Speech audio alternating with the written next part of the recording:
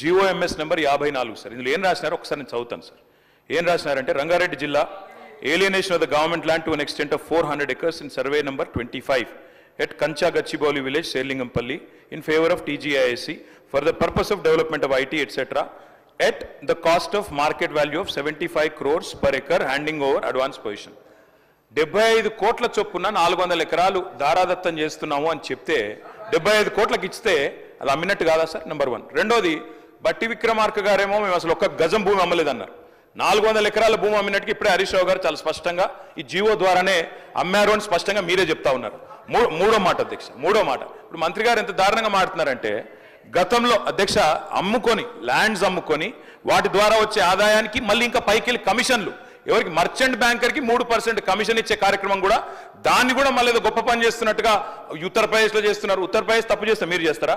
ఉత్తరప్రదేశ్ వాళ్ళు తప్పుడు పనులు చేస్తే మీరు తప్పుడు పనులు చేస్తారా? నేనేమంటున్నా సార్, ఒకటే ఒక్క మాట, మీరు తర్వాత చెప్పండి మహేష్ అన్న, మీతో ఒకటే ప్రార్థన సార్, దయచేసి ఇవాళ ఇప్పుడే చెప్తా ఉన్నారు నాకు మిత్రులు వచ్చి, మా ఎమ్మెల్యేలు చెప్తా ఉన్నారు, నేను తమరిని రిక్వెస్ట్ చేస్తా ఉన్నా సార్, తమరిని రిక్వెస్ట్ చేస్తా ఉన్నా, ఏదో శాసనసభ సమావేశాలు జరుగుతున్న సందర్భంగా నేను మిమ్మల్ని రిక్వెస్ట్ చేస్తా ఉన్నా సార్, ప్రభుత్వాన్ని కూడా కోరుతా ఉన్నా, నిజంగా ఈ ప్రభుత్వానికి చిత్తశుద్ధి ఉంటే, ఈ ప్రభుత్వానికి ఏమైనా ప్రజలకు వాస్తవాలు తెలవాలన్న విషయంలో వారికి ఏమైనా నిజంగానే ధైర్యం ఉంటే, దయచేసి ఈ రేసులో ఏదో కుంభకోణం జరిగిందన్నారు కదా, దాని మీద చర్చ పెట్టండి, మొత్తం సమాధానం చెప్పడానికి నేను సిద్ధంగా ఉన్నానని చెప్పి మీ ద్వారా తెలియజేస్తా ఉన్నా.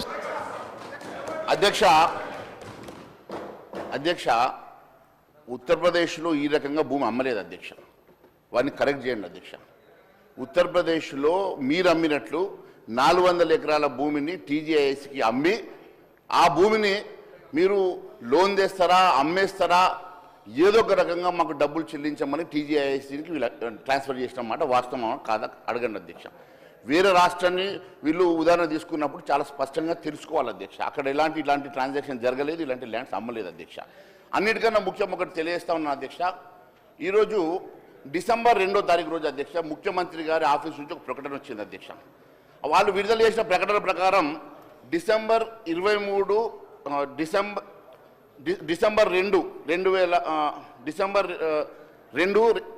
2024 రోజు ముఖ్యమంత్రి గారి ఆఫీస్ నుంచి ప్రకటన వచ్చింది అధ్యక్ష. డిసెంబర్ 23 నుంచి 24 నవంబర్ నెలాఖరు వరకు రాష్ట్ర ప్రభుత్వం తీసుకున్న అప్పు కేవలం 52,118 కోట్లు అని చెప్పింది అధ్యక్ష. మరోవైపేమో బట్టి విక్రమార్క గారు 1,27,000 కోట్లు తీసుకున్నట్టు వారు సభలో చెప్పింది అధ్యక్ష. మరి ఏది వాస్తవమో ప్రజానికానికి తెలియాలి అధ్యక్ష.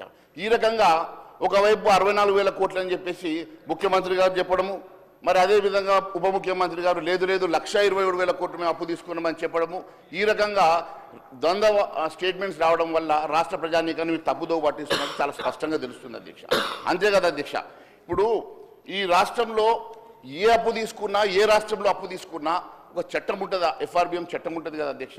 ఈ చట్టాలను ఉల్లంఘిస్తూ ఇష్టానుసారంగా మీరు అప్పులు చేసి, ఇష్టానుసారంగా మీరు అప్పుల కుప్పగా మార్చి, ఎట్లాగో మేము వచ్చేది లేదు, మేము ఇట్లా గెలిచేది లేదు కాబట్టి ఈ అప్పుల కుప్ప ఇక్కడ పడేసిపోతే వచ్చినోడు ఏమన్నా సావని అన్నట్టుగా, మాకు దొరికిన కాడికి దొరికినట్లు అన్నట్టుగా వీళ్ళు అప్పులు తీసుకొస్తున్నారు కదా. మరి వీరికి FRBM చట్టం వీరికి పరిధిలోకి రాదా? లేకుంటే మరి భూములు అమ్ముకోవడానికో, లేకుంటే ప్రైవేట్ సంస్థలు లోన్లు తీసుకురావడానికో, లేకుంటే మరి నాన్ గ్యారంటీ అనో గ్యారంటీ అనో రకరకాలుగా మీరు FRBM పరిధిని ఉల్లంఘించడానికి మీరు చేస్తున్నటువంటి ప్రయత్నాలు, మీ తెలివంతా కూడా FRBM పరిధిని ఉల్లంఘించి లోన్లు తీసుకోవడానికి మీరు పెట్టేటువంటి తెలివితేటలు ఈ రాష్ట్ర రేపు ఖజానాకే కాదు, ఈ రాష్ట్ర దివాలా తీసి నిన్న జరిగిన శ్రీలంకలో లేకుంటే ఇతర దేశాల్లోనూ జరిగినట్ల రేపు సంక్షోభాలు వచ్చేటువంటి ప్రమాదం మీ రాష్ట్రానికి ఉన్నది అధ్యక్ష. ఈ రాష్ట్రము ఒక తెలంగాణ రాష్ట్రం వచ్చినప్పుడు ధనిక రాష్ట్రం అని చెప్పుకున్నటువంటి ఈ రాష్ట్రం ఈరోజు అప్పుల కుప్పగా మరి వారు 7 లక్షల కోట్లు చేసినరా, మీరు ఇంకొకరు 7 లక్షల కోట్లు చేస్తారా, 10 లక్షల కోట్లు చేస్తారా? ఈ రాష్ట్రం మొత్తం కూడా అప్పుల ఊబిలో కూరుకొని పోతే రేపు జరిగేటువంటి భావి తరాలకు ఈ రాష్ట్రం ఒక అప్పుల కుప్పగా ఉండి వరుసలు పోయేటువంటి ప్రమాదం ఉంది అధ్యక్ష. రేపు నిన్న జరిగినటువంటి శ్రీలంకనో లేకుంటే ఇంకొక వేరే దేశాల్లో జరిగినట్టుగా మన రాష్ట్రంలో కూడా అలాంటి మరి ప్రమాదం జరగకుండా నేను ముందు తెలియజేస్తా ఉన్నాను అధ్యక్ష. ఇది మంచి పద్ధతి కాదు. దయచేసి మీరు పరిధి దాటి మీరు అప్పులు చేయకండి, పరిధి దాటి అప్పులు చేసేసి రాష్ట్రాన్ని అప్పుల ఊబిలోకి ముంచకండి. మరి కేవలం గత ప్రభుత్వాలు చేసినాయి కాబట్టి మేము కూడా అలాంటి తోవలు నడుస్తాం, అలాగనే మేము తప్పులు చేస్తాం. అవసరమైతే భూములు తెగ నమ్ముకుంటాం, అవసరమైతే సెక్రటరీలు కూడా అమ్ముకొని మేము ఈ రాష్ట్రానికి అప్పులు తీసుకొస్తామో, డబ్బు తీసుకొచ్చి మేము మరి ఏదో ఒక రకంగా మరి ఈ రాష్ట్రాన్ని నడుపుతామంటే నడవదు అధ్యక్ష. మీరు ఇన్ని అప్పులు చేసి కూడా కనీసం మీరు ఇచ్చినటువంటి ఏ ఒక్క సంక్షేమ కార్యక్రమం చేయలేకపోతున్నారు అధ్యక్ష. మీరు ఇచ్చిన 6 గ్యారంటీలు కూడా అమలు చేయలేకపోతున్నారు అధ్యక్ష. ప్రజలంతా కూడా మీకు ఓటేసి గెలిపిస్తే మీరు 6 గ్యారంటీలకు చట్టబద్ధ ఇస్తారేమో, మీరు 6 గ్యారంటీలు అమలు చేస్తారేమో అని చెప్పి ఎదురు చూస్తే ఈరోజు కనీసం చట్టబద్ధ కూడా ఇవ్వలేనటువంటి స్థితిలో ఈరోజు ఈ రాష్ట్ర ప్రభుత్వం ఉన్నదంటే చాలా బాధాకరం అధ్యక్ష. ఏ ఒక్క అమలు కూడా నోచుకున్నటువంటి పరిస్థితిలో, ఏ హామీలు కూడా మీరు అమలు చేయలేని పరిస్థితిలో ఈరోజు కేవలం అప్పుల కుప్పగా మారుస్తున్నారు తప్ప వచ్చినటువంటి బడ్జెట్ని డివైడ్ చేస్తూ ఉన్నారు. కేవలం కమిషన్ల కోసం బడ్జెట్ని మీరు కాంట్రాక్టర్లకు మీరు వర్కులు ఇచ్చి కాంట్రాక్టర్లకు మీరు కేవలం మరి వాళ్ళకి ఇచ్చేటువంటి పేమెంట్ల కోసం మాత్రమే పనిచేస్తున్నారు తప్ప, వాళ్ళకి ఇచ్చే కమిషన్ల కోసం పనిచేస్తున్నారు తప్ప వాస్తవంగా ఈ రాష్ట్ర అభివృద్ధి కోసం, ఈ రాష్ట్ర సంక్షేమం కోసం ఏం పనిచేస్తున్నారు బట్టి విక్రమార్క గారు సభకు తెలియాల్సిన అవసరం ఉన్నది అధ్యక్ష. బట్టి విక్రమార్క గారు కేవలం బట్టి విక్రమార్క గారి ఆలోచన అంతా కూడా పెద్ద కాంట్రాక్టర్లకు మీరు ఇప్పటివరకు ఎంతమంది కాంట్రాక్టర్లకు మీరు ఎంతమంది కాంట్రాక్ట్ ఏం సార్ ఇది? సార్ నేను మహేశ్వర్ రెడ్డి గారు మీరు చెప్పండి, అప్పులు మంచి ఒక సలహా ఇచ్చిన మధ్యలో ఎక్కువ అప్పులు చేయొద్దని. డిఫరెంట్ ఇన్స్ట్రుమెంట్స్ ద్వారా మన స్టేట్ ఎకానమీకి సంబంధించిన అంశం విషయంలో కొన్ని సందర్భాల్లో అప్పులు తీసుకొస్తారు, కొన్ని సందర్భాల్లో ఎప్పుడైతే ఎమర్జెన్సీ నీడ్లో ఆస్తులు ఎప్పుడైతే అమ్మాల్సి వస్తుందో అది నిరంతర ప్రక్రియ ప్రతి రాష్ట్రంలో కూడా జరుగుతూ ఉంది. నేను కావలిస్తే అన్ని రాష్ట్రాలకు సంబంధించిన నివేదిక అందజేస్తాము. ఈరోజు నేను కూడా చెప్తా ఉన్నాము, డిఫరెంట్ ఇన్స్ట్రుమెంట్స్ ద్వారా మనకు సంబంధించిన సంక్షేమాన్ని అభివృద్ధిని రాష్ట్ర ప్రజలకు సంబంధించిన సంక్షేమ అభివృద్ధి విషయంలో చేయడం జరుగుతుంది. కానీ ఎంతవరకు జ్యుడిషియస్గా చేశారు, ఎంతవరకు సైంటిఫిక్గా చేశారు, ఎంతవరకు నిజంగానే రాబడి ఎంత ఉన్నది, వ్యయం ఎంత ఉన్నది అని చూసి కర్మల్లో చేయండి అని చెప్పండి. కానీ మళ్ళీ తీసుకుపోయి ఎందుకు చేసిండ్రు, ఎవరు చేసిండ్రు వ్యక్తిగతంగా మాట్లాడటం సరికాదండి. ఇది వ్యక్తిగతంగా మాట్లాడటం సరికాదు. ఇది వాట్ ఇస్ ఈరోజు జాతీయ స్థాయిలో బీజేపీ పార్టీ ప్రభుత్వంలో ఉంది అధ్యక్ష. వారు కూడా ప్రభుత్వంలోకి వచ్చి 6 నెలలే. వారు ప్రజలకు ఇచ్చిన హామీలు ఏం నిలబెట్టుకున్నారు? తెలంగాణ రాష్ట్ర ప్రజలకు ఇచ్చిన హామీలు ఏం నిలబెట్టుకున్నారు? మిమ్మల్ని అడుగుతా ఉన్నాం. మేము ఏం నిలబెట్టుకున్నారు 6 నెలల నుంచి?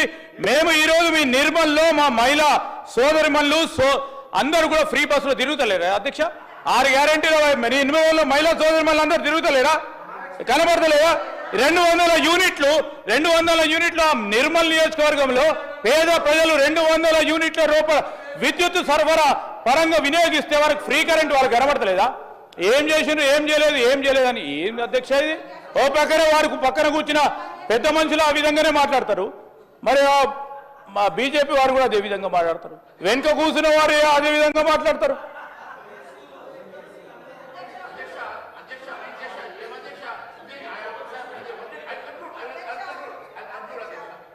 ఒక్క నిమిషం సీతక్క.